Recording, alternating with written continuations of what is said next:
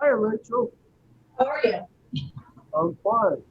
Just- Nice I'm to meet just you. happy as a clam at high tide. One happy clam. So Ralph, tell me a little bit about yourself. How long have you been a member of the meeting?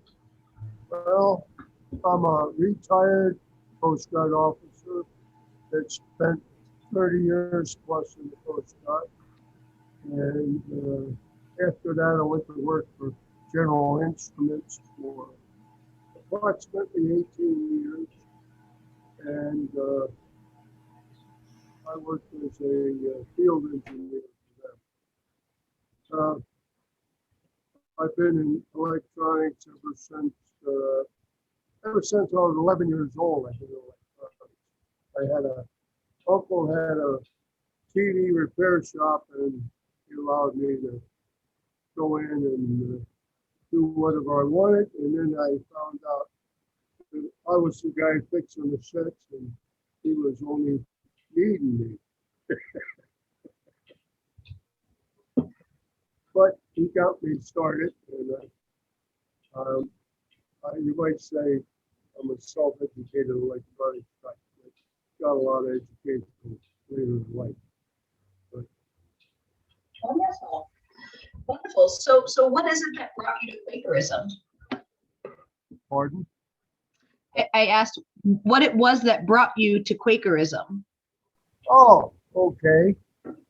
Now, uh, my third wife and I thought that regular religion was kind of too restrictive in the fact that we didn't go along with the hierarchy that ran the show. And other than that, we had no objections. So um, we tried quite a few different things besides Quakerism. And as it turned out, later I found out from my ancestry that my family were Quakers way back in the 1600s in England before some of them wandered over here to this country on the Mayflower and the ship after the Mayflower. My direct descendants were on the ship after the Mayflower, but actually it was a distant cousin of mine. It was John Howland, and he was in the first Plymouth colony. The first house that was built in the first Plymouth colony was the Howland House, and it still stands in Plymouth. But Wonderful. that's neither here nor there. Doesn't cut any ice. In the meantime, there were two of my great uncles that married two sisters that were named Cook. The last, their name, last name. And consequently, it became a family tradition after that time that the two uncles married the two sisters. They said if we have boys, we'll name them all. We'll use Cook as their first name. So my dad's name was Cook Howland, and in my case, I was Ralph Cook Howland because I was named after my granddad on my mom's side. So that, but it was amazing. I was surprised to find out all this after I already got there. So now I have all the more reason to be a Quaker. Right. So are you familiar with the acronym SPICES that represents the Quaker core values? Oh, am I familiar with them? Yes, yes.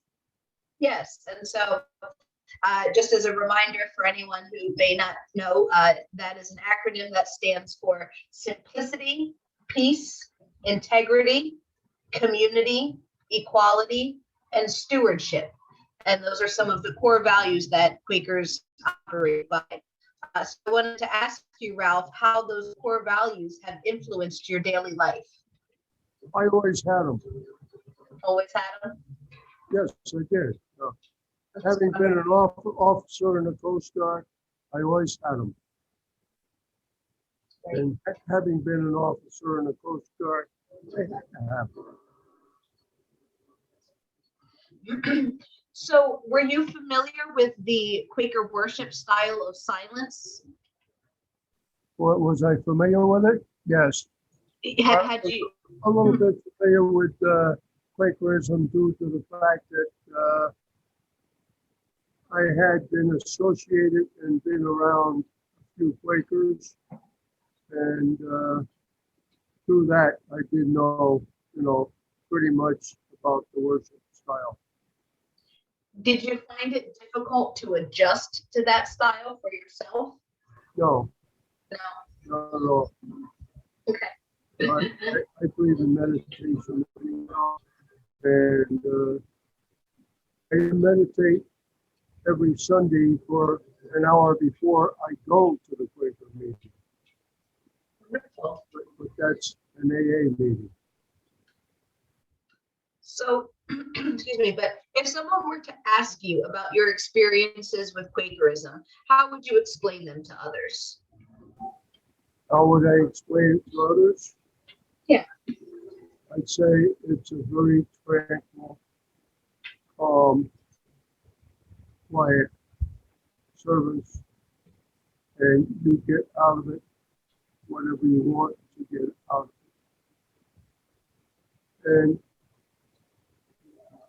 in my case, I think it's very relaxing. And besides fellowship, I love the camaraderie of the Quakers. And we used to, before age of 5, we used to go to breakfast and that. And that was a very, very interesting thing also. We lost one of our Quakers that we all knew, but later, seeing what kind of books the guy had, he said, we didn't know that guy at all. And it was because he never went to breakfast with us. All of us that went to breakfast together, we all know about each other.